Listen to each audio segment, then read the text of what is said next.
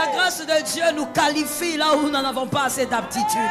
La grâce de Dieu nous place là où nous ne devons pas être normalement. La grâce de Dieu nous lance là où les hommes nous ont arrêtés. Ah oui, la grâce de Dieu nous permet d'aller au-delà que ce que les hommes sont en train de voir aujourd'hui. La grâce de Dieu nous permet de dire que ça va marcher demain matin, ça va marcher demain soir. La grâce de Dieu nous permet de sourire alors que tout le monde pleure. Ah, ça tombe sur un homme. La grâce de Dieu nous permet de tenir alors que tout le monde ne veut pas avancer. La grâce de Dieu nous permet de dire c'est possible alors que tout le monde dit ça ne marchera pas. La grâce. Je te pose la question, mon frère, tu cherches quoi? Je te pose la question, ma soeur, tu cherches quoi? Pourquoi tu es agité comme ça là? C'est quoi ton problème? Tu cherches quoi? Tu veux avoir quoi? La grâce de Dieu, moi, me suffit. La grâce de Dieu me permet de rester calme alors que tout le monde est dans l'agitation. La grâce de Dieu te permettra de te focaliser alors que tout le monde est dans la distraction. Oh, la grâce de Dieu vous permet de regarder le serpent des reins alors que les hommes regardent le serpent venimeux. La grâce de Dieu nous permet de nous stabiliser alors que les hommes veulent bouger nos chaises. Ah, la grâce de Dieu nous permet d'avoir une stabilité grave alors que les hommes veulent voir la chaise être sciée. La grâce de Dieu nous permet de voir au-delà de ce que l'homme voit. Comme la grâce voit au-delà, la grâce amène au-delà. Parce que la grâce amène l'homme là où la grâce voit et non là où les hommes voient. La grâce va te localiser. Non, je vais la dire autrement. La grâce t'a déjà localisé. La grâce t'a déjà vu. Au fait, la grâce a déjà terminé avec ton histoire. Elle a déjà clôturé. Quand tu vas quelque part, tu dis je cherche un travail, on te dit on a clôturé, qu'est-ce que tu fais? Merci, tu es rapide, moi je veux des gens rapides. Tu rentres. Et donc c'est ce qui se passe avec la grâce. La grâce a déjà clôturé. Tout ce que les hommes vont dire après, la grâce a clôturé. Oh, dis à un voisin, la grâce a clôturé. Shalom bien-aimé dans le Seigneur Jésus-Christ. La servante de Dieu Joël Gloria Cabassel, pasteur principal de l'Église Assemblée évangélique Nouvelle Alliance de Kinshasa, parle d'une vérité puissante pour ta vie. Ils t'ont mis des barrières. Ils t'ont fermé des portes. Certains t'ont même dit, tu n'iras pas plus loin. Mais laisse-moi te dire une vérité aujourd'hui, la grâce de Dieu n'a pas besoin de la permission des hommes pour t'élever. Là où tu as été arrêté, Dieu te relèvera pour sa gloire. Tu n'es pas le premier à être freiné. Joseph a été vendu par ses propres frères. Il a été calomnié, emprisonné, mais la grâce d'Edu l'a fait sortir de la prison pour le placer au palais. C'est la même grâce qui agit encore aujourd'hui. Peut-être qu'on t'a fermé des portes à cause de ton origine, ton passé, ton niveau d'études, ou simplement parce que tu dérangeais. Mais souviens-toi de ceci, quand Dieu décide de t'élever, même tes ennemis sont obligés de regarder en silence. Psaume 75 verset 7 dit, « Car ce n'est ni de l'Orient, ni de l'Occident, ni du désert que vient l'élévation.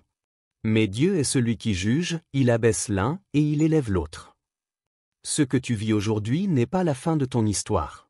C'est juste une transition divine. La grâce de Dieu est sur ta vie. Arrête de te plaindre à propos de ceux qui t'ont fermé la porte. Bénis Dieu, car ils t'ont juste préparé pour le témoignage. Ce qu'ils ont utilisé pour te freiner va devenir le tremplin de ton élévation. Lève-toi. Continue à croire, continue à marcher, continue à prier. Car tu seras élevé plus haut que là où on t'avait arrêté. Si tu crois que cette parole est pour toi, écris en commentaire, la grâce me placera plus haut. Souviens-toi, la grâce de Dieu n'a pas de limite. Là où ils t'ont rejeté, Dieu va t'établir puissamment. Sois encouragé, car tu vas monter, par la grâce. Abonnez-vous, aimez et partagez afin d'apporter l'évangile de Jésus-Christ aux nations car il y aura plus de joie dans le ciel pour un seul pécheur qui se repent. Que la bénédiction de Dieu soit votre partage dans le nom puissant de Jésus-Christ. Amen. La fidélité de Dieu est là. Amen. Dieu est fidèle et Dieu est un Dieu de grâce. Amen. La grâce de Dieu traverse les âges. Amen. La grâce de Dieu, c'est tout ce que nous avons. Amen. Au fait, c'est ça la vérité. La grâce de Dieu, c'est tout ce que nous possédons. Amen. La grâce de Dieu est notre raison d'espérer. Oui, si tu ne connais pas la grâce, bon, tu ne vas pas dire Amen, c'est pas grave. J'espère seulement que tu la connaîtras un jour. La grâce de Dieu nous permet d'avancer sans murmurer. Amen. La grâce de Dieu nous permet de vivre les moments difficiles sans nous plaindre. Amen. La grâce de Dieu nous permet de ne pas faire la publicité de notre souffrance. Amen. La grâce de Dieu nous permet de ne pas crier sur les toits que j'ai un problème. Au fait, celui qui a la grâce de Dieu et qui connaît la grâce de Dieu a un comportement différent. La grâce de Dieu nous fraye des chemins dans le désert. La grâce de Dieu nous crée des eaux dans les déserts. La grâce de Dieu nous donne un nom au milieu des oubliés. La grâce de Dieu nous qualifie là où nous n'en avons pas assez d'aptitude. La grâce de Dieu nous place là où nous ne devons pas être normalement. La grâce de Dieu nous lance là où les hommes nous ont arrêtés. Ah oui, la grâce de Dieu nous permet d'aller au-delà que ce que les hommes sont en train de voir aujourd'hui. La grâce de Dieu nous permet de dire que ça va marcher demain matin, ça va marcher demain soir. La grâce de Dieu nous permet de sourire alors que tout le monde pleure.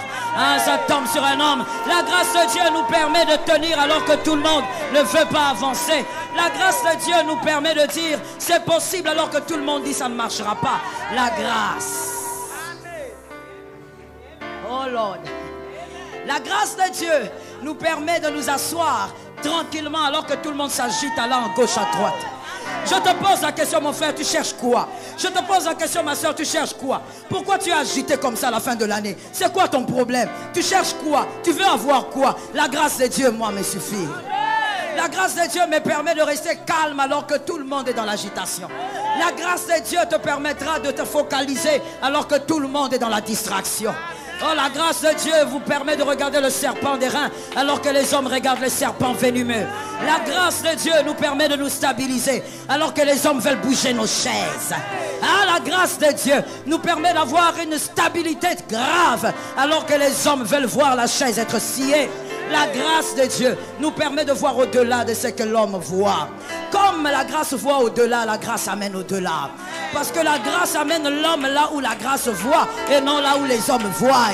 Oh, je parle à un élu. Ceux qui sont venus nous accompagner vont m'écouter. Mais les élus vont capter. La grâce de Dieu nous permet de voir bien au-delà des hommes. Et donc nous voyons ce que les hommes ne voient pas. La grâce. C'est par la grâce que ça marche.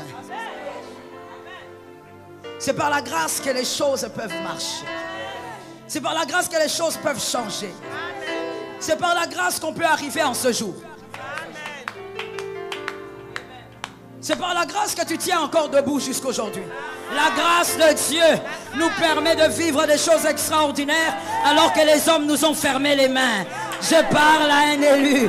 Les hommes ont fermé la main, mais la grâce nous a ouvert les portes. Les hommes ont fermé les fenêtres, la grâce nous a ouvert les portes. Les hommes nous ont fermé des voies, la grâce nous a montré le chemin. La grâce de Dieu, c'est cette grâce qui fait à ce qu'en ce moment, il y a des gens dont les sorciers des familles sont étonnés. Les sorciers ne comprennent pas comment il est arrivé jusque-là. Comment il s'est réveillé ce matin. La grâce de Dieu t'a réveillé. La grâce de Dieu t'a épargné du mal. La grâce de Dieu n'a jamais abandonné.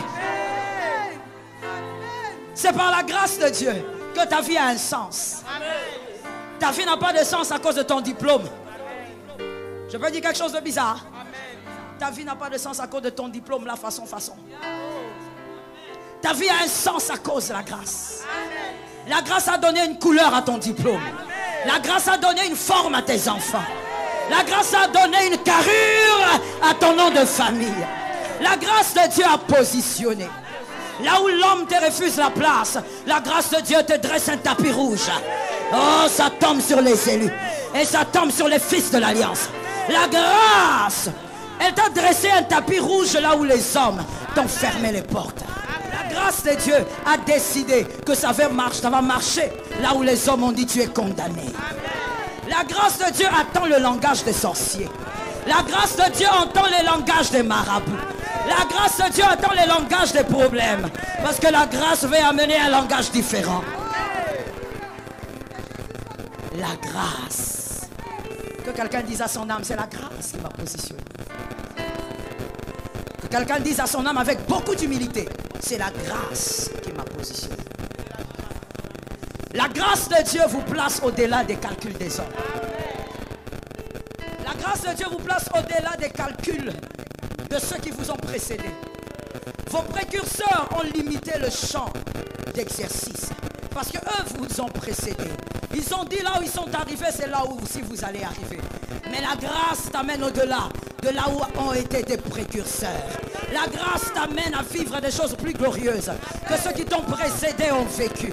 La grâce, que quelqu'un dise la grâce. Maintenant que quelqu'un d'intelligent dise j'ai été visité par la grâce. La grâce de Dieu, lorsqu'elle vous visite, les langages des hommes ne comptent plus. Tout ce que les hommes disent devient éphémère. Tout ce que les hommes vont raconter est vide. Que quelqu'un me dise vide à cause de la grâce. Que quelqu'un regarde un voisin qui à la fois rate un peu, sape les voisins façon. Dis à un voisin qui à la fois la grâce m'a visité. Quand la grâce te visite, ton monde change. Yes. Ton atmosphère change.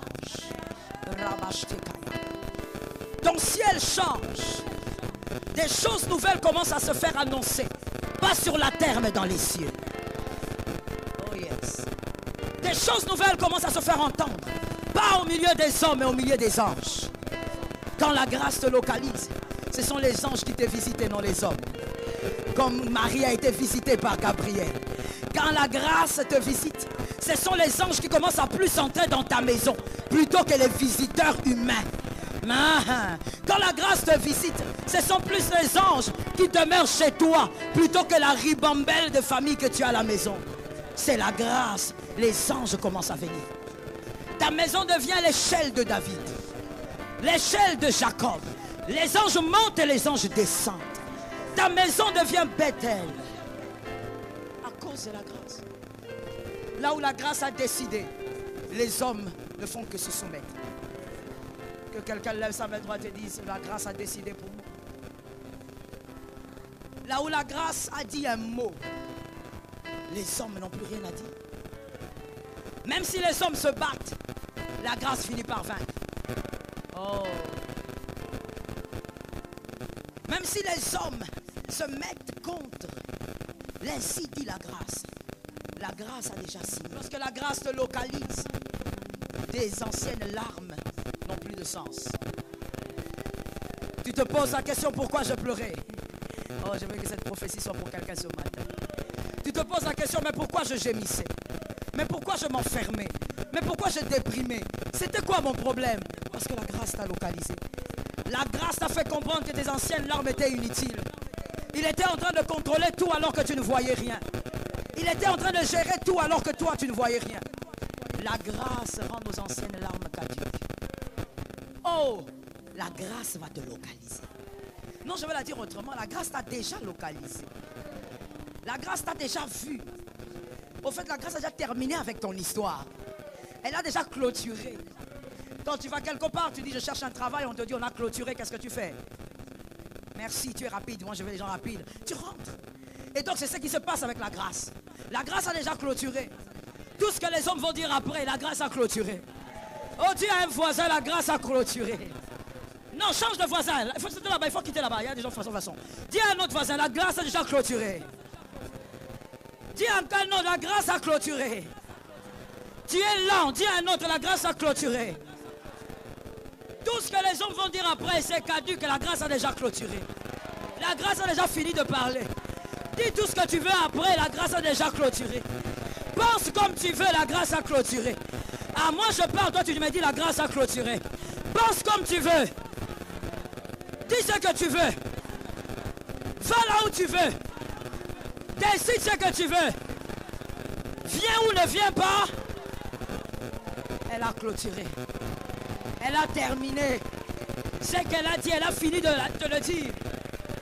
Personne ne va se lever contre ce qu'elle a dit. La grâce a déjà parlé. Je veux parler aux hommes prophétiques. Pour cette année.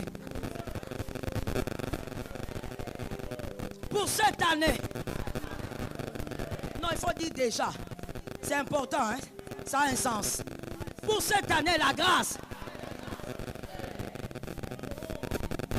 Sorciers de famille, sortez la nuit si vous voulez. Allez là où vous voulez la nuit. Mais la grâce a déjà.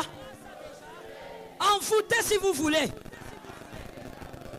Tout ce qui va se dire après la grâce est caduque.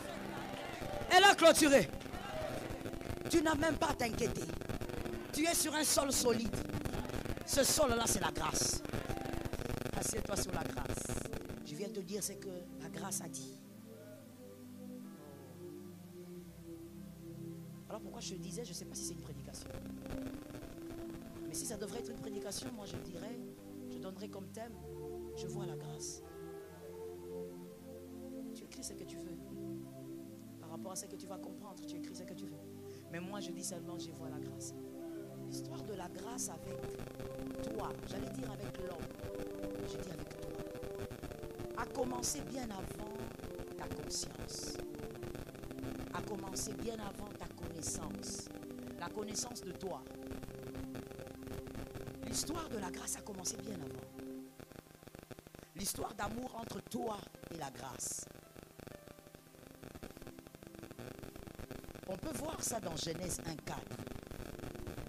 Genèse 1,4. Ce verset dit, au commencement, Dieu créa les cieux et la terre. La terre était informe et... Merci, c'est un verset de l'écoute.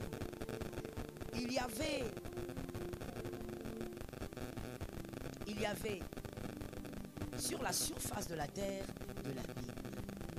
Et l'Esprit des dieux se mouvait au-dessus des eaux. Dieu dit que... Oh, si vous ne l'avez pas retenu, lisez alors.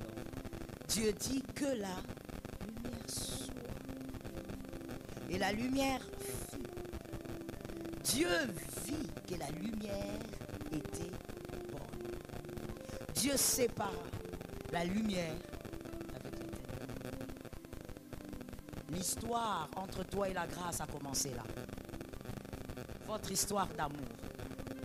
Je suis venu raconter à quelqu'un l'histoire d'amour qu'il a avec la grâce. Comment ça a commencé? Tu as oublié, je suis venu te raconter votre histoire.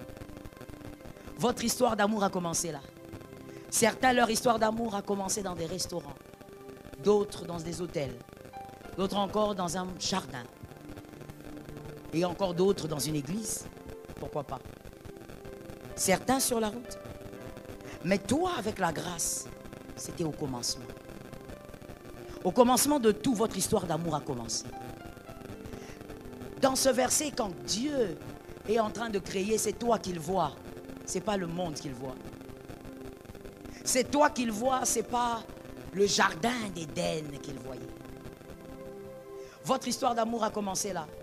La Bible dit qu'au commencement, Dieu créa le ciel et la terre. Pourquoi? Parce que tu es terre. Tu es poussière. Ce qui intéressait Dieu au commencement, c'est le ciel et toi. Parce que tu es terre. Tu es poussière. Dieu s'est focalisé sur deux choses. Sur ton ciel, parce que ce n'est pas son ciel. Sur ton ciel et sur toi. Avant même le jardin d'Éden, Dieu a voulu que l'homme soit dans un confort et dans la paix. Ainsi Dieu dit que le ciel soit loin de lui et que lui soit juste en bas. Séparé des cieux, séparé des eaux. Dieu t'a séparé de tout ce qui pouvait te déranger. Parce que tu es terre. La grâce avait commencé là. À s'occuper de toi. Que quelqu'un dise s'occuper de moi. La grâce a commencé à s'occuper de toi là. La grâce ne s'est pas occupée de toi à la croix. Elle a commencé dans Genèse 1. Et la Bible dit, pour suivre, la terre, elle était informe, vide. Voici ton état après le péché. Informe et vide. Tu n'étais plus rien. Tu ne valais plus rien. Tu n'avais plus de capacité de vaincre quoi que ce soit. Tu étais informe et vide. Les hommes te regardaient et disaient tu es beau, tu es belle. Mais même le diable savait que tu étais informe. Tu étais vide car tu avais perdu la gloire de Dieu. Tu avais perdu le kabod de Dieu, la Zoé. Et la Bible dit, alors que tu étais informe et vide, qui se mouvait sur les eaux? Je veux t'écouter. Je t'ai dit que je suis venu te parler de ton histoire d'amour. L'Esprit de Dieu. L'Esprit de Dieu ne t'a jamais quitté. Même lorsque tu es devenu informe et vide.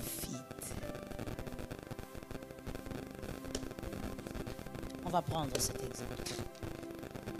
Informe et vide. L'Esprit de l'Éternel faisait quoi? Il a refusé de te laisser. Il ne pouvait pas pénétrer en toi parce que le sacrifice n'était pas encore donné. Mais il a refusé de te laisser. Il a préféré rester autour de toi que te laisser seul. Et c'est d'ailleurs ce qu'il a fait dans toute l'ancienne alliance. Il était en train de se mouvoir. Il était avec toi, dans le chaos, dans l'obscurité, alors que tu étais devenu informe et vide, né dans une famille de malédiction, rempli d'alliances sataniques, rempli de sorcellerie, de magie noire, magie blanche. Dans cette ténèbre, tu étais informe et vide. Tu ne valais rien. Même le diable savait que tu ne valais rien du tout. Mais il a refusé de te laisser. Il tournait autour de toi. Il voulait que sa présence rassure ton existence. Je bénis les élus. J'ai dit que c'était pour les élus. Si tu n'es pas sauvé, tu ne vas pas me comprendre et tu vas même t'ennuyer. Il a refusé de te laisser. Il a préféré rester là. Rester là pourquoi? Comme je l'ai dit, sa présence garantit ton existence. Tant qu'il est là, tu vis. Si seulement il t'avait lâché dans cet abîme, le diable t'aurait détruit, déchiqueté en 1000 morceaux. Mais sa présence, il sait que même si il n'est pas en toi, être avec toi garantit ta vie.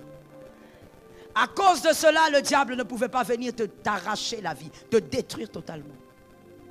Votre histoire d'amour a commencé en Genèse 1. En Genèse 1, quand tu lis à partir d'aujourd'hui, vois Dieu, vois la grâce et vois toi-même. Tu es là. Tu as commencé avec Dieu et tu as toujours été avec Dieu. Il a refusé de te lâcher dans le chaos. Il a refusé de voir ta saleté. Tu te masturbes, tu finis de te masturber, tu sors.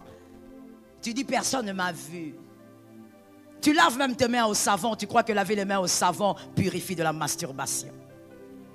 Tu te crois pur, mais même quand les démons te regardent, ils disent, ah non, non, non, celui-ci il est fort. Il est plus fort que nous. Tu es dans une saleté la plus horrible. Et comme l'être humain respecte les hommes par apparence, quand tu vas voir ce monsieur, tu vois cette dame bien habillée, parfumée au parfum Dior, tu dis, oh là là, ça c'est une bonne personne. Tu la salues avec ta main, avec beaucoup d'amour. Or c'est une main masturbatrice. Il vient de se masturber. Tu le respectes parce qu'il est bien habillé et pourtant, il est dans les abîmes. Il est dans les ténèbres. Dans l'obscurité la plus totale. Dans ton cœur, tu caches des secrets que sauf toi, seul toi connais. Personne d'autre ne sait. Le champ de ténèbres que tu avais attiré sur toi, que le péché d'Adam a attiré sur toi. Non, personne ne connaît, mais toi tu sais.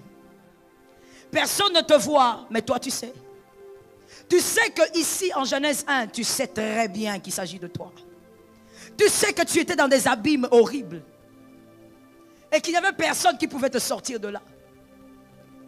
Tu sais que tu as fait des choses dont tu n'aimerais même pas que dans le pire de tes cauchemars, ça arrive à tes enfants. Tu sais très bien.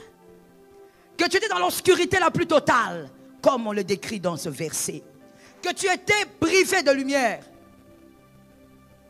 Mais même quand tu allais te masturber, que tu sortais. Même quand tu allais mentir dans tous les sens. Sans tenir compte du fait que tu étais enfant de Dieu. Même quand tu mens alors que tu viens juste de prier. L'Esprit du Seigneur n'est jamais allé loin. Il tourne. Vous savez, il y a quelque chose de merveilleux. Je ne sais pas comment appeler, je trouve que c'est une beauté de la grâce.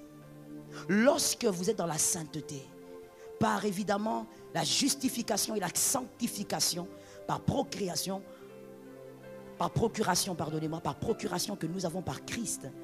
Quand vous vivez cette sainteté, cette sanctification, les démons s'éloignent de vous. Les démons s'éloignent. Plus votre lumière est grande, plus ils s'éloignent. Plus vous allez dans les profondeurs de la prière et de la sainteté, ils s'éloignent. Ils ne peuvent pas vous approcher. Mais la grâce, quand vous péchez, vous êtes dans la saleté la plus sale. Vous êtes dans les ténèbres les plus sales. Quand vous avez commis l'inceste avec votre soeur, avec votre cousine, jusqu'à aujourd'hui personne ne sait. Tu avais 4 ans, tu avais 7 ans. Tu n'as jamais raconté ça à quelqu'un. Lorsque tu as commis cet inceste, la grâce n'est pas partie. La grâce est rapprochée.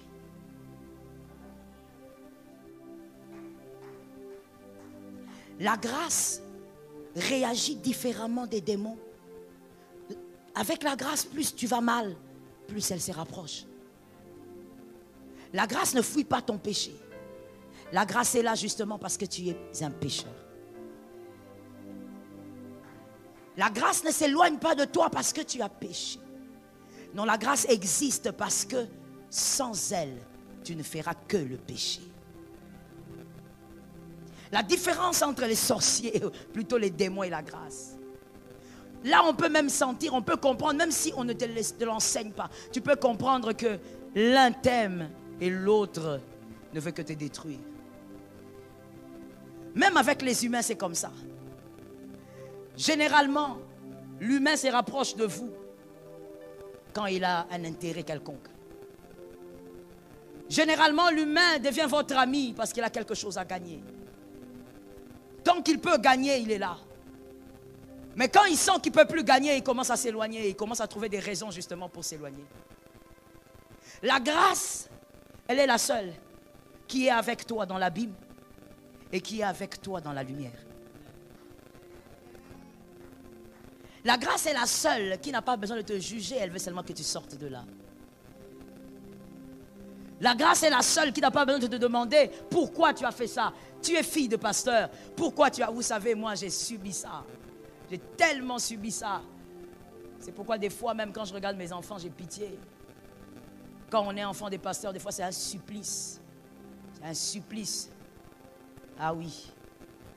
J'ai tellement souffert de ça et je sais que je n'étais pas la seule. Je sais que j'avais aussi mes frères qui ont souffert de ça. Dès que tu bouges un peu, on dit, la fille de pasteur a fait. Même quand ce n'est pas un mal, elle a fait. On te demande toujours un peu plus d'effort. On te demande le double, toujours. On te demande toujours un rendement plus grand. On te demande même d'être un modèle de sainteté, comme si tu étais carrément Jésus lui-même. On te réclame toujours des choses, des fois, qui ne sont pas possibles. On te les réclame. Tu n'as pas droit à l'erreur, tu es fille de pasteur. Tu n'as pas droit à commettre des erreurs d'adolescence, tu es fille de pasteur. Les hommes sont là, avec leur regard en train de te juger. Mais la grâce dans l'abîme ne te juge pas, elle t'appelle. La grâce veut seulement te voir sortir de là. Parce que dans votre histoire d'amour entre toi et la grâce, c'est une histoire qui doit aller jusque dans l'éternité. Ce sont les élus qui vont comprendre. Ce n'est pas une histoire qui commence sur terre et qui s'arrête sur terre comme avec ton mari, avec ta femme. Ton mari, ta femme, tu l'aimes, c'est bien, il faut l'aimer encore. Mais c'est une histoire terrestre, que quelqu'un me dise terrestre. Elle s'arrêtera sur la terre. Malgré l'amour que tu peux avoir pour cette femme, même si tu dis c'est ma perle noire, c'est ma perle verte, ça s'arrêtera sur la terre. Ça finira par s'arrêter. L'amour avec ton mari, même si tu l'appelles le grand caïman, même si tu l'appelles la baleine blanche, ça finira sur la terre. Un jour, ça va s'arrêter. Mais l'amour qui s'est passé dans Genèse 1, avec la grâce, est un amour éternel. Est un amour qui ne doit jamais s'arrêter. Mais pour qu'elle ne s'arrête pas, tu dois savoir qu'il est là.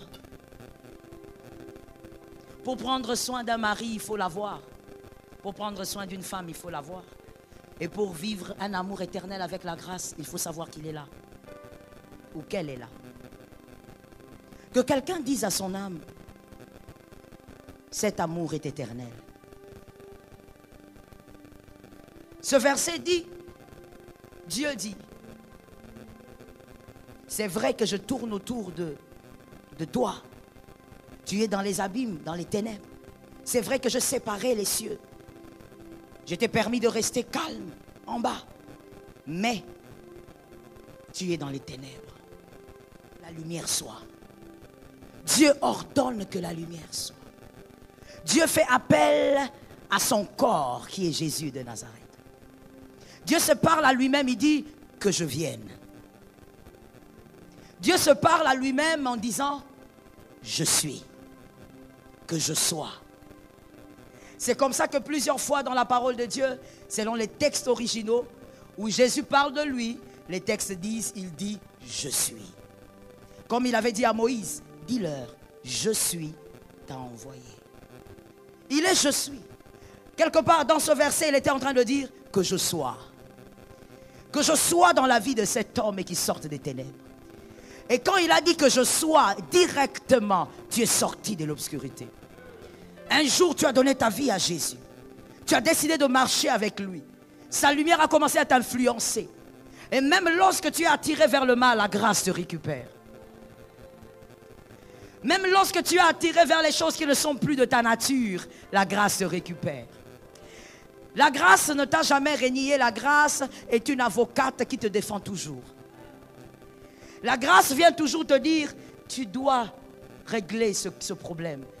Et devant le diable, la grâce dit, il appartient à un royaume. La grâce est ce père ou cette mère qui vient te dire ce que tu dois faire. Et devant tes ennemis, elle te protège.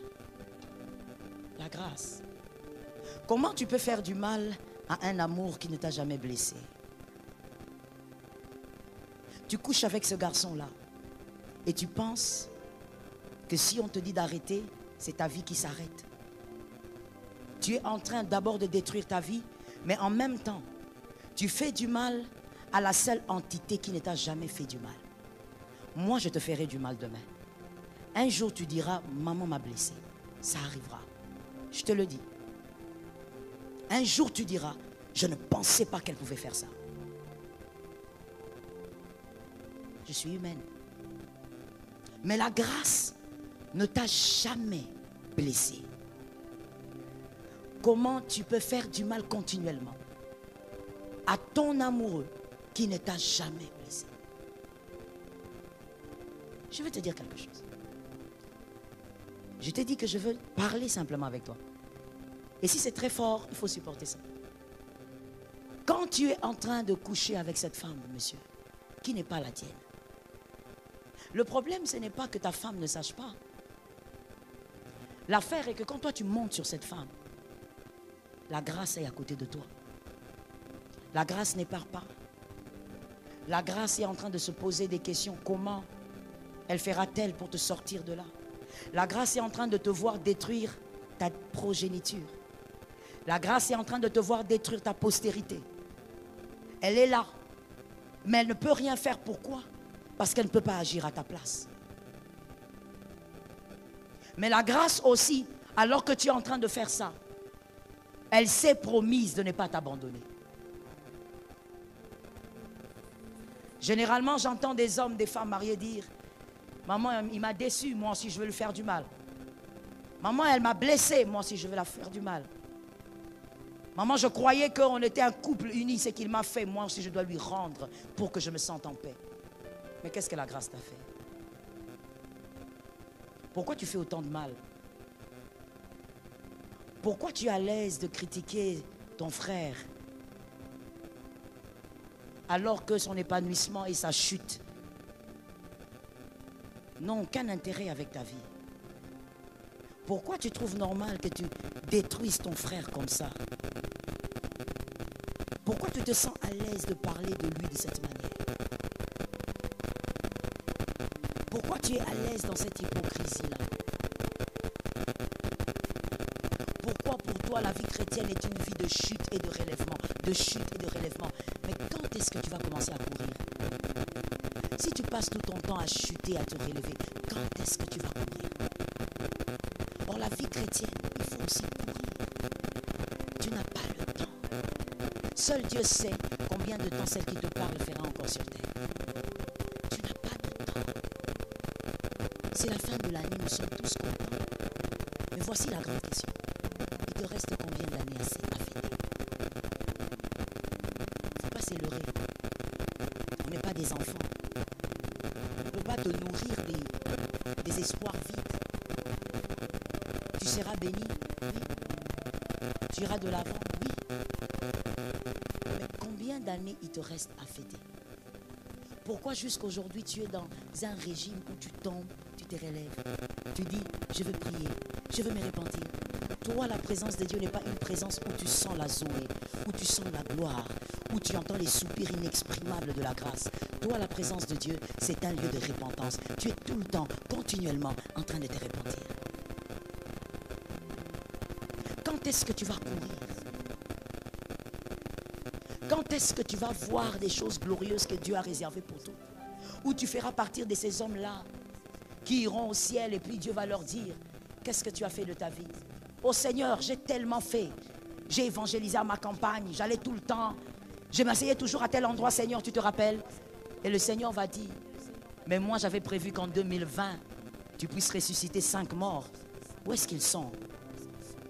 Parce que par cette résurrection, ces gens allaient venir vers moi. Où sont ces 5 personnes? Où sont ces personnes que j'avais envoyées vers toi pour que tu sois un modèle de sainteté pour eux? Où sont ces personnes? Tout ce que toi tu auras à dire, Seigneur, je croyais que. Tu passes ton temps dans la repentance. La repentance fait partie de la chrétienté. Elle ne doit pas être toute ta chrétienté. Parce qu'il y a des moments où tu dois avancer avec Dieu, en train de courir avec Dieu et refuser de tomber inutilement. Je veux prendre l'exemple de la nature. Entre un adulte et un enfant, un bébé, qui tombe plus? Alors tu es un bébé. Tu tombes tout le temps. Hier tu es tombé dans l'adultère. Demain ça sert à quoi? Après-demain?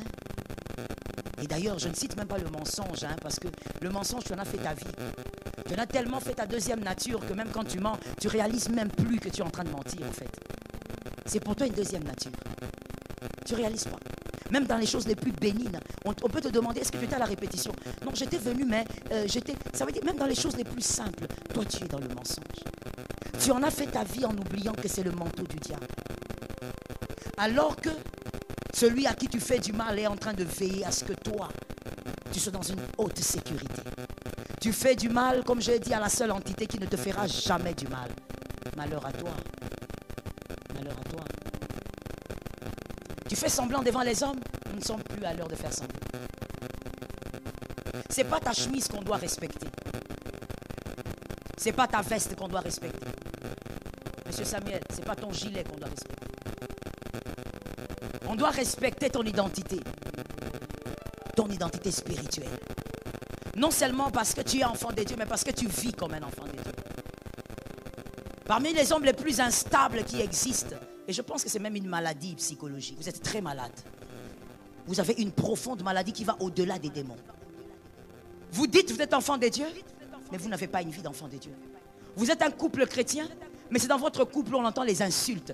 Tu insultes ta femme comme si tu étais, je ne sais pas.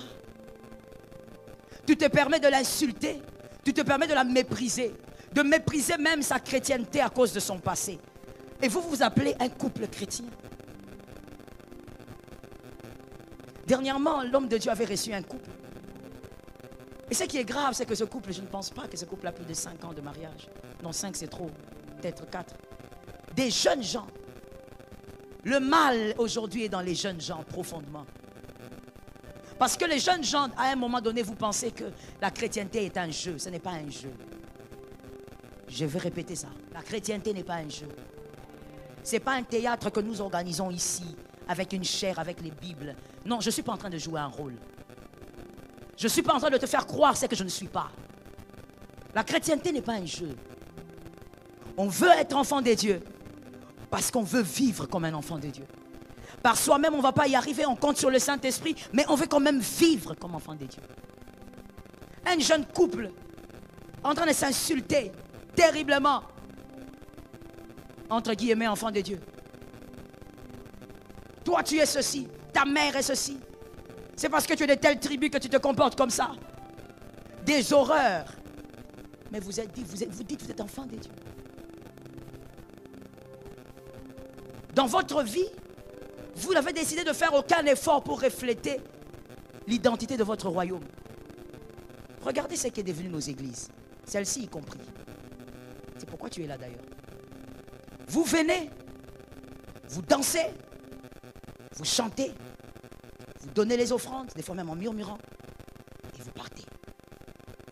Comme si c'était une boutique. Comme si c'était un shopping. Vous allez faire du shopping, vous choisissez la robe que vous aimez, ou la chaussure, et vous partez. Et vous oubliez même le nom peut-être de la boutique. L'église est devenue comme ça pour vous. Vous venez, vous connaissez comment ça se passe, oui, et puis il y aura les communiqués, et puis on rentre chez soi. Et la semaine prochaine, c'est la même chose. Rien ne change en vous. Tu es toujours la même hypocrite que tu étais il y a quelques temps. D'ailleurs, il y a des mensonges que tu as même dit aux hommes de Dieu que tu n'as jamais rectifié jusqu'aujourd'hui. Mais tu comptes entrer dans l'année nouvelle. Et tu es même en train de dire, nous attendons le réveillon ou encore le premier. Il y a des mensonges que tu as dit à ton frère qui est juste à côté de toi là. Tu vois celui qui est à côté? Tu l'as menti cette année. Tu as dit des choses. Et jusqu'aujourd'hui, il croit que c'est la vérité. Mais tu sortiras de cette église sans même lui dire, mon frère, je dois régler avec toi quelque chose. Non, toi tu dis, Ané Asika, tu n'as rien compris. Tu vas entrer dans la nouvelle année, mais là où tu mettras ta jambe, ça sera des mines. Vous savez ce que c'est? Vous savez quels sont les effets des mines quand on pose la jambe? N'osez pas retirer votre jambe. Si vous la retirez, vous êtes parti. Vous risquez d'avoir une année vide, informe. Pourquoi? Parce que vous avez considéré que votre vie chrétienne était une vie de chute et de relèvement tout le temps. Que l'église est un lieu de célébration où on fait semblant d'être des enfants de Dieu. Où on fait semblant de parler doucement. Parce que parler doucement, soi-disant, c'est une certaine piété. Où on fait semblant d'être une bonne femme, d'être une bonne mère, d'être un bon mari, d'être... L'église n'est pas un lieu où on doit faire semblant. L'église est le lieu de la transformation. Seul celui qui se livre tel qu'il est devant la grâce peut vivre sa transformation. Même si vous êtes pasteur, subissez votre transformation. Il y a des gens qui ont fait croire dans l'œuvre de Dieu qu'il y a certains titres, quand tu arrives là, c'est fini, tu arrêtes d'être enfant de Dieu. Tu arrêtes d'être fils de Dieu, tu arrêtes d'être transformé, tu n'en as plus besoin. Tu es devenu archibishop. Tu n'as plus besoin de la transformation. Quand les gens adorent, toi tu as les pieds croisés sur la chaise. Quand les gens sont debout en train de célébrer, toi tu es assis, tu es archibishop. Tu n'as pas besoin de l'adoration. L'adoration de l'église, c'est pour toi. Tu es le consommateur de la foi. Peu importe ton titre, tu as besoin de la transformation. Peu importe ton titre, tu as besoin d'adorer Jésus dans l'humilité. Peu importe ton titre, tu as besoin d'arrêter de pécher et de vivre dans la sainteté. Peu importe ton titre, apprends à reconnaître que tu dois arrêter de chuter tout le temps, mais de courir aussi avec Dieu. Dieu ne court pas avec celui qui chute tout le temps. Tu vas ralentir le Seigneur.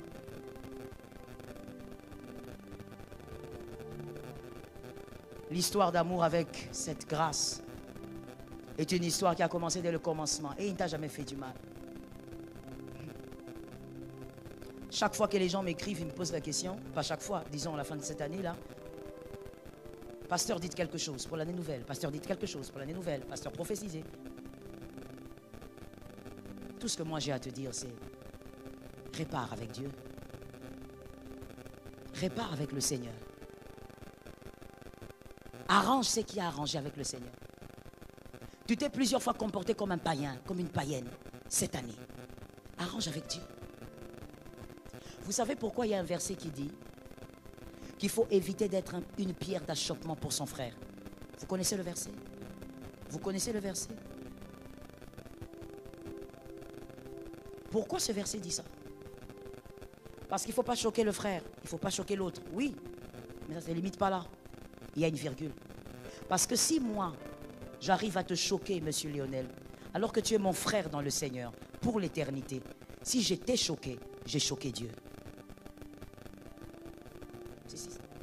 Si j'étais choqué, c'est que j'ai choqué Dieu.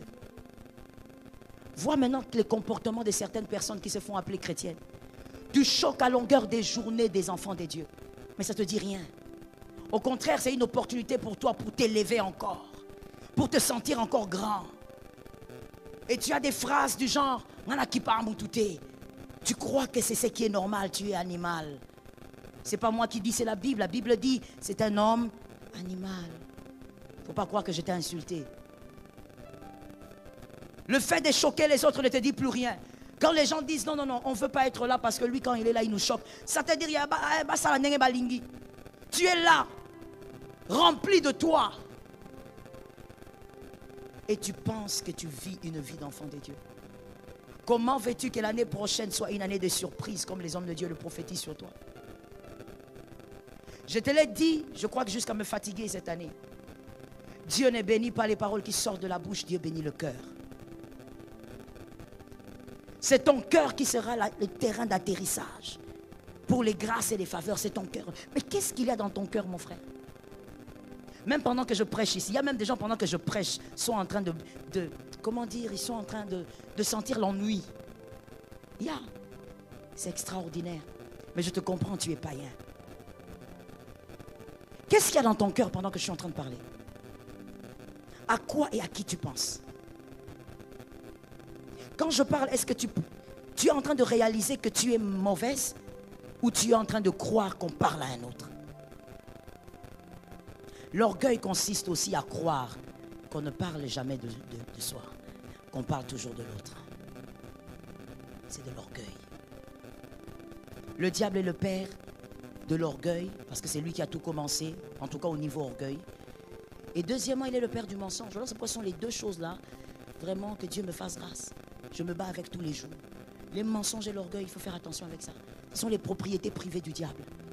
Voilà pourquoi ne pense pas que l'impudique est plus pécheur que toi qui es menteur. Toi, tu es très dangereux. Le menteur, la menteuse, tu es dangereux. Parce que le mensonge, le diable engendre les menteurs.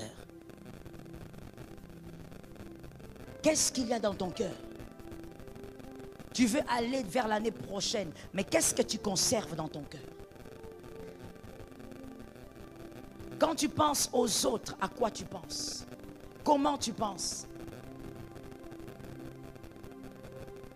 Tu as un amour avec la grâce, mais un amour que toi-même tu détruis tous les jours. Je peux dire quelque chose? Je parle aux élus, je répète ça encore. Dans l'amour, parce que l'amour du Christ et vous, c'est le même amour de la femme et de l'homme. C'est l'image que Dieu prend. Dans l'amour, quand vous êtes mariés, parce que là je parle du mariage, au lieu de parler de cet homme et cette femme-là, qui sont en train de jouer avec les choses, dans le mariage, dans l'amour, lorsque vous offensez votre conjoint ou votre conjointe, même quand il y a le pardon, n'oubliez jamais que vous êtes en train de perdre quelque chose. Quand vous me dites, maman, c'est quoi qu'on perd? Vous perdez une portion de confiance. C'est humain. Vous perdez une portion de confiance. Votre mari va vous pardonner, mais il y a une portion de confiance qui a été coupée. Votre femme de même. Même l'amour n'est pas un cadre où il faut continuellement s'offenser et se pardonner. Il faut éviter de s'offenser. Parce qu'il faut éviter d'ébruiter l'amour. Il faut éviter de détruire l'amour, de détruire la confiance. Dieu a dit d'un homme, va oindre cet homme, parce que c'est l'homme selon mon cœur. C'est-à-dire beaucoup de choses, vous savez. Ça veut dire que maintenant, je ne veux pas choisir, je ne veux pas un roi pour Israël, mais je veux quelqu'un qui va faire les choses selon mon plaisir. Tu es dans cette histoire d'amour avec la grâce pour faire des choses selon le plaisir de Dieu. Dis à ton voisin, je dois faire des efforts. De toutes les manières, dans tes efforts, le Saint-Esprit est là. La grâce, dans Genèse 37, 24. Toujours ton histoire d'amour avec elle. Genèse 37, 24.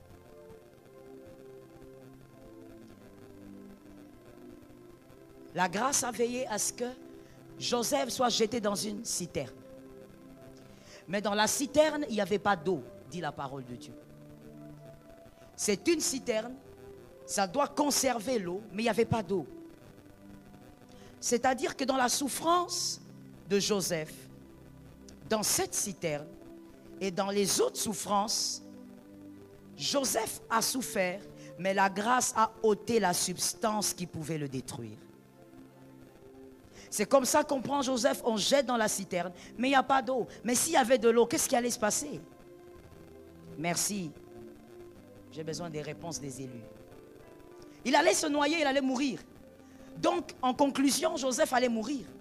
Mais Dieu permet qu'on jette Joseph dans la citerne, mais la substance qui produit la mort a été ôtée.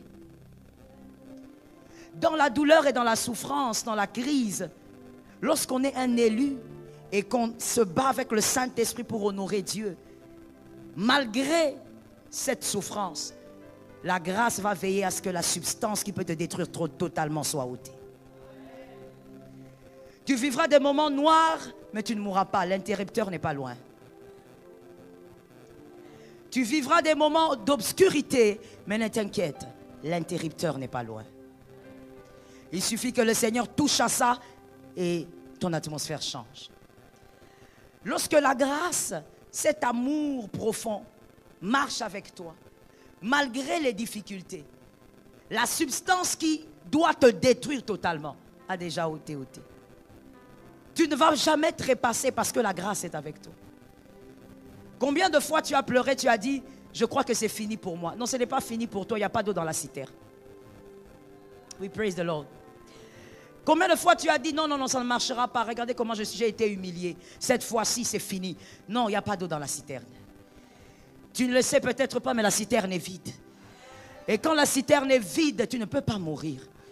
La douleur est grande, mais la substance qui te détruit a déjà été ôtée. N'oublie jamais ça, même pour les années qui arrivent. Même quand tu traverseras des moments compliqués, la chose qui pouvait t'amener à la mort a déjà été enlevée. Parce que la grâce veut te voir dans la citerne et te voir en Égypte, mais elle ne veut pas te voir mourir. Elle veut te voir en Égypte, mais elle ne veut pas te voir mourir. Et donc tu ne mourras pas quoi qu'il arrive. Oui, c'est pour les élus. Tu ne mourras pas même si tu ne comprends pas ce qui va se passer après quelques heures, mais tu ne mourras pas. Même si tu arrives à souffrir jusqu'à ne plus avoir des vêtements, tu ne mourras pas. Les vêtements ne sont que des bouts de tissu. Alors pourquoi moi je m'étonne toujours quand il y a certaines personnes qui respectent les autres à cause des vêtements ou par leur habillement. C'est votre façon de voir. Mais les vêtements, ce ne sont que des bouts de tissu. Même si tu restais sans vêtements, même si tu restais sans rien, même si tout le monde t'abandonnait, la grâce a déjà enlevé la substance qui peut t'amener à la mort. Let me say it well. Pendant la douleur et la souffrance, tu verras beaucoup de choses, mais ton corps ne verra pas le cimetière. La substance qui doit t'amener vers le cimetière a déjà été enlevée. La grâce ne permettra pas. Il y a something good ici aussi. Quand j'ai lu, j'ai dit, praise the Lord. La belle chose que j'ai vue, c'est quoi? C'est que Dieu a voulu aussi que la citerne soit vide, parce que cette eau ne pouvait pas abreuver la destinée de Joseph. Elle pouvait abreuver le présent, mais pas la destinée. Or, en ce moment-là, Joseph n'avait pas besoin d'une paracétamol. Joseph avait besoin d'une cure. C'est-à-dire, Joseph avait besoin de quelque chose qui pouvait stabiliser de manière pérenne sa vie. Et donc, ce n'est pas l'eau physique qui pouvait l'aider. Dans la citerne sèche, la source de vie véritable qui est la grâce a abreuvé l'avenir de Joseph. Quand l'avenir est abreuvé, même si dans le présent je ne bois pas, dans l'avenir je serai là. Yeah. Même si dans ton présent, tu vis des moments difficiles, des moments durs, mais si la grâce, Christ est là, Il a déjà abreuvé ton avenir. Tu seras dans ton avenir. Même de manière squelettique, mais tu seras là. Ça tombe sur toi. Même en boitant, tu seras là.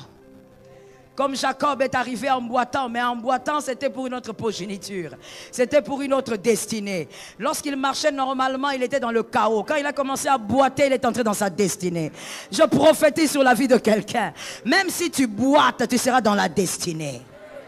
Même s'il n'y a pas d'eau maintenant, mais celui qui a abreuvé l'avenir t'a garanti une place dans l'avenir. Que quelqu'un dise, il y a une garantie là-bas. Que quelqu'un dise, j'ai une place dans l'avenir. Retiens bien pour la vie, mon fils. Ce n'est pas parce que tu ne bois pas aujourd'hui que demain tu ne boiras pas. Parce que c'est celui qui t'a abreuvé, a abreuvé ton futur, c'est que demain tu boiras. Les gens regardent Joseph, ils disent, il est dans la citerne, il n'y a pas d'eau, il va souffrir. Il va peut-être même mourir par manque d'eau. Mais là, Joseph était avec quelqu'un qui était en train d'abreuver son avenir, en train d'arroser sa destinée. Vous savez, il y a des moments où, vraiment, moi je pense, il y a des moments où vous êtes tellement mal que vous n'avez pas besoin qu'on vous dise ça ira. Hein? Ça t'est jamais arrivé, que Dieu te garde. Mais moi déjà. Tu n'as pas envie qu'on te dise ça ira. C'est une phrase d'ailleurs qui t'énerve. Yes. Tu ne veux pas de paracétamol. Tu veux une quinine que la maladie se termine. Tu veux une cure qui pourra terminer ta maladie. Tu n'as pas besoin qu'on vienne te dire, tu sais, la vie et tout ce que vous voulez. Non. Tu n'as pas besoin de ça. Vous savez, c'est un peu ce qui arrive des fois quand vous perdez un parent. Il y a quelqu'un qui vient vous dire, vous savez, c'est comme ça, ça ira, c'est la vie. Vous avez envie de regarder la personne et de dire, si je pouvais gifler. Je n'ai pas besoin que tu me dises que ça ira. La vérité, c'est que la vie ne sera plus jamais la même. J'ai plus mon père. J'ai plus ma mère. C'est une autre vie. Tu n'as pas besoin de ça, en fait. Pour toi, tu as l'impression que ce sont des calmants. Tu ne veux pas ça. Toi, tu veux quelque chose qui pourra changer ta situation. Et c'est ce que Christ avait fait avec Joseph dans le puits ou dans la citerne. Christ a permis qu'il soit privé d'eau. Il a souffert toute la nuit. Mais Christ avait déjà arrosé sa destinée. C'est comme ça que je disais à mon fils, mourir de soif dans le présent ne veut pas dire qu'on a une destinée sèche. La destinée peut être gravement arrosée alors qu'aujourd'hui on meurt de soif. La destinée peut être gravement arrosée alors qu'aujourd'hui on manque de pantalon. La destinée peut être gravement arrosée alors qu'aujourd'hui on manque une chemise. Mais la destinée est déjà arrosée. La grâce. La grâce a aussi fait quelque chose. La grâce a permis que dès que Joseph est arrivé, qu'on prenne la tunique bugarrée de Joseph, colorée, qu'on la prenne, que quelqu'un me dise la tunique. Que quelqu'un me dise la tunique. On a pris la tunique bugarrée de Joseph. Pourquoi? Parce que pour ses frères, écoutez très bien, pour ses frères, c'était l'emblème de la gloire de Joseph. C'était l'emblème de l'amour de Jacob pour Joseph. Ils ont donc arraché ça. Mais quand on rentre dans les origines, c'est mieux. Parce que les traductions françaises, là, surtout le français des fois est très pauvre pour expliquer certaines choses. Moi, j'aime rentrer dans les origines des mots. La tunique, le terme originel est Ketonet Passim. Ketonet Passim est le nom de la tunique que Joseph avait porté. Et ce mot veut dire manquer de couleur ou manquer d'une chose. Être privé d'une chose. Donc, prophétiquement en réalité, quand Jacob a donné la tunique à son fils, Jacob était en train de dire que celui-ci, je l'ai perdu. Celui-ci, je l'ai manqué. Jacob avait déjà prophétisé sur le départ de son fils. Le jour où il a donné la tunique. Et quand ses frères sont venus prendre la tunique, Joseph devait absolument subir la prophétie de sa tunique. Joseph devait manquer à sa famille. Joseph devait donc partir. Écoute maintenant bien. C'est pourquoi je t'ai dit ton histoire d'amour avec la grâce. Ça a commencé depuis. Et dans toute l'ancienne alliance, toi tu es là. Quand je dis Joseph, mets ton nom, c'est toi là. Oui. Et quand ils ont pris la tunique, la prophétie s'est accomplie. Joseph devait partir. Il devait manquer à sa famille, à Jacob. Mais écoutez bien, lorsque Joseph a manqué à sa famille, la grâce l'a récupéré. Parce que la grâce ne fait pas paraître ce que l'homme tient. La grâce n'exhibe pas celui que les hommes ont tenu. Pour que la grâce te positionne, je veux le dire autrement, sur le podium de la présentation de la grâce, un homme ne peut pas se... La grâce doit être la seule à te présenter. Mais la grâce présente seulement celui que les hommes ont jeté. Tu dois manquer aux hommes pour être récupérable au niveau de la grâce. Tu dois être perdu devant les hommes pour être récupérable au niveau de la grâce. Tu dois manquer aux hommes pour que la grâce te récupère. La grâce ne va pas t'exposer tant que les hommes sont avec toi. La grâce va t'exposer quand les hommes te lâchent. Parce que la grâce ne négocie pas sa gloire. Lorsqu'elle va te présenter, elle va être la seule à célébrer ce que tu es devenu par sa puissance. Voilà pourquoi, très normal, l'année prochaine, dans ta vie, dans ma vie, il y aura beaucoup de rejets. Ça me fait même rire quand les gens me regardent. Il y a quelqu'un qui dit, moi je ne veux pas. Si tu ne veux pas, tu ne vivras rien. Tu resteras entre les mains de Jacob. Et quand tu es entre les mains de Jacob, tu ne seras pas ministre d'Égypte. C'est un choix à faire. C'est le système de Dieu. L'amour de Jacob empêche la gloire de Joseph. L'amour de Jacob, alors que c'est l'amour, c'est une barrière qui empêche la gloire de Joseph. Je disais l'année prochaine, il y aura des rejets. Vous savez, vous n'êtes pas obligé de dire Amen. Parce que j'ai l'impression qu'il y a des gens qui sont obligés de dire Amen. Sinon, on va croire que je ne suis pas enfant de Dieu. Non, non, non, tu n'es pas obligé. L'année prochaine, il y aura des rejets. L'année prochaine, on va vous abandonner par certaines personnes. L'année prochaine, les personnes sur qui vous comptiez cette année vont vous décevoir. L'année prochaine, les personnes qui pensaient être là tout le temps ne seront plus là. L'année prochaine, il y aura beaucoup de chamboulements. L'année prochaine, les personnes qui semblaient vous soutenir vont se transformer en frères de Joseph. Ils vont vous critiquer au travail. Ils vont vous calomnier auprès de votre patron. Il y aura beaucoup de choses comme ça. Mais sans ça, la grâce ne peut pas te récupérer. C'est le chemin obligé pour que la grâce te récupère. Je vais le dire autrement pour un homme intelligent. Lorsque les hommes vous tiennent, les hommes, ils ne savent pas prendre soin de vous. Ils ne savent pas vous entretenir. Ils ne savent pas bien mettre votre make-up. Mais quand la grâce vous récupère, la grâce sait vous entretenir.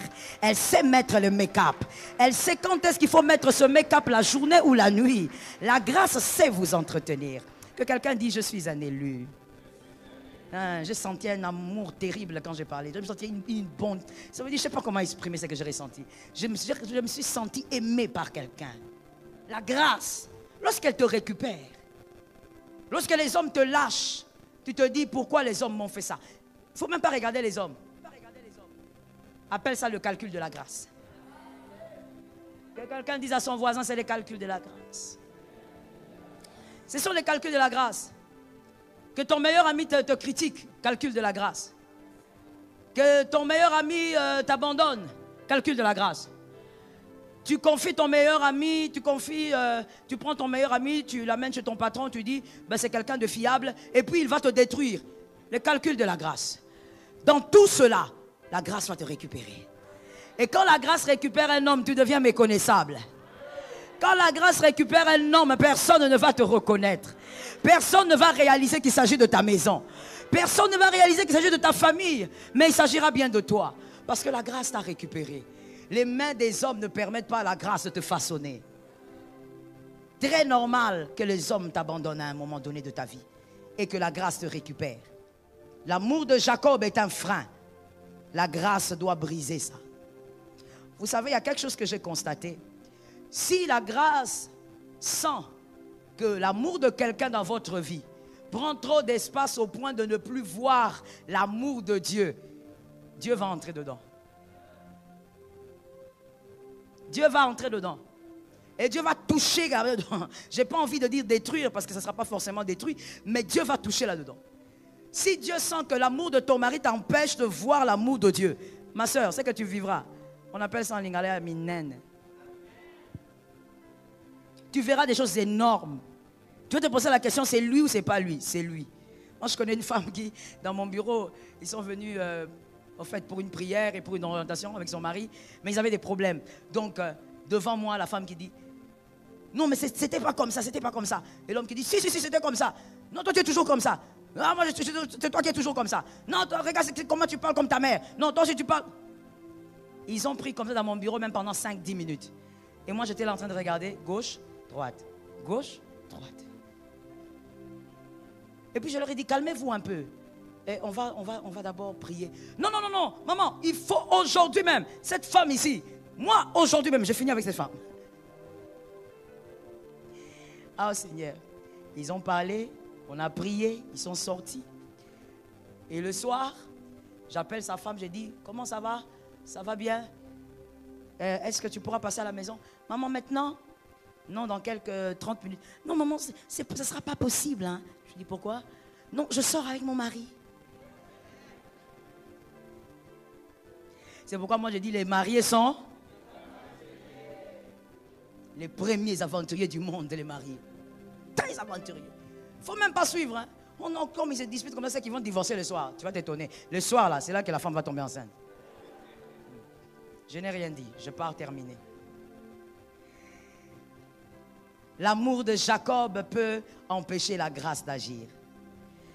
Quand Jacob est là, la grâce ne pourra pas te façonner comme il faut. La grâce aime quand les hommes te rejettent. Quand vous rejetez Jephthé, la grâce réclame Jephthé. Quand on rejette quelqu'un dans ta famille, la grâce va récupérer la personne. Quand on te rejette dans la société, la grâce va te récupérer.